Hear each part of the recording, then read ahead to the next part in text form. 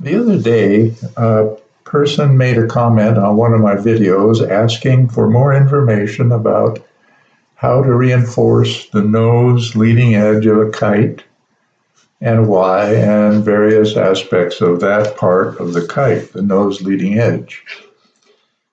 Well, as you can see on this kite, the leading edge is a straight line from the wingtip to the nose.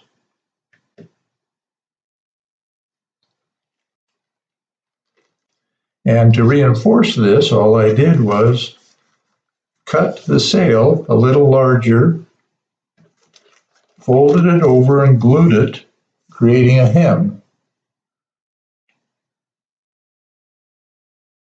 And that hem reinforced the nose leading edge until that leading edge met the bow, and then it contained the end of the bow on both sides. So that was bonded to the skin.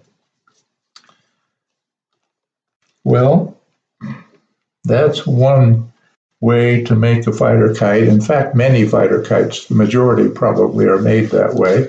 It's easy to make a kite that way, easier to make a kite that way. You have very little to do other than to cut a straight line and another straight line for the trailing edge. And if you want reinforcement, just cut it a little bit larger all the way around, fold it over and glue it down, and you have a hem all the way around.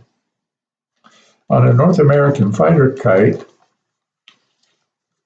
though, I like my kites to be as fast as they can and still be predictably controllable. So what I do is, rather than have a straight line from the nose of the kite to the wingtip, I cut out this portion right here of the skin. So the shape of the nose and where the nose leading edge meets the bow are different. Now I did that because I noticed when flying a kite with a straight leading edge that the wind would push that nose leading edge over, and there was so much there that it created drag and slowed down the kite's forward speed. So I thought, well, I'll cut that out and see what happens. Well, that's what I did, and it does improve the speed of the kite and its maneuverability. Now, there's also a benefit to having this straight leading edge. It provides the maximum amount of sail area for a given kite. So you do have the benefit of whatever lift that area has, but you also have to contend with the extra drag. And for me, it's better to have less drag. So I use tape when I use a material like this. This is a plastic film, a gift wrap polypropylene film. Looks like Mylar. Some people call it Mylar. Mylar will work also. But this is a different shape, and I used a black, in this case, a black piece of tape, very, very thin, to reinforce the nose. Now, the leading edge on this, on any fighter kite, the leading edge gets a lot of abuse, and so reinforcing it, strengthening it is a benefit in longevity for the kite.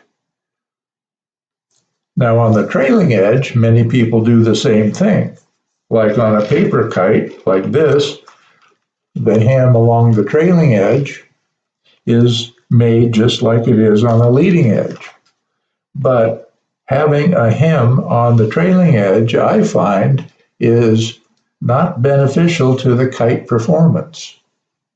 So I don't do that. When I use a plastic film, instead of using tape along the edge or folding it over and making a hem, I cut it with a hot soldering iron, pencil soldering iron, and that heat melts a small piece of the material all along the edge, creating an extra strength that minimizes its tendency to tear, rip, shred, whatever happens at the trailing edge, because it also gets lots of abuse when it's flying.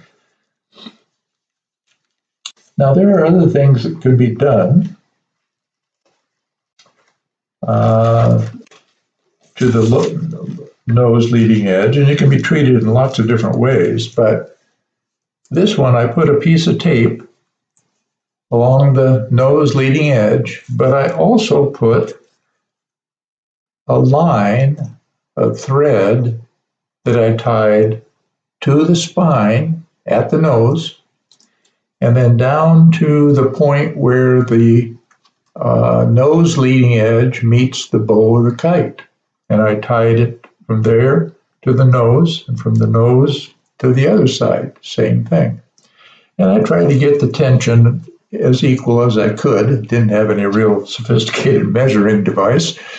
And it adds, without adding much weight, it adds an awful lot of resistance so that the wind has less ability to fold over that edge and cause drag.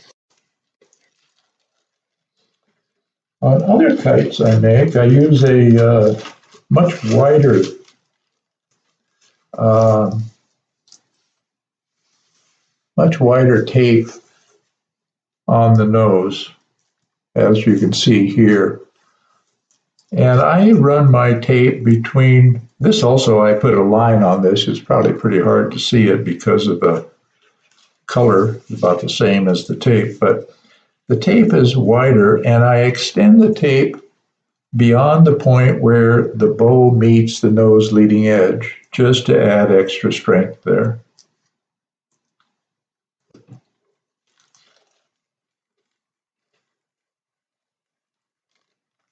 And here's another, this is a kite with a much smaller nose area, a more severely cut out shape.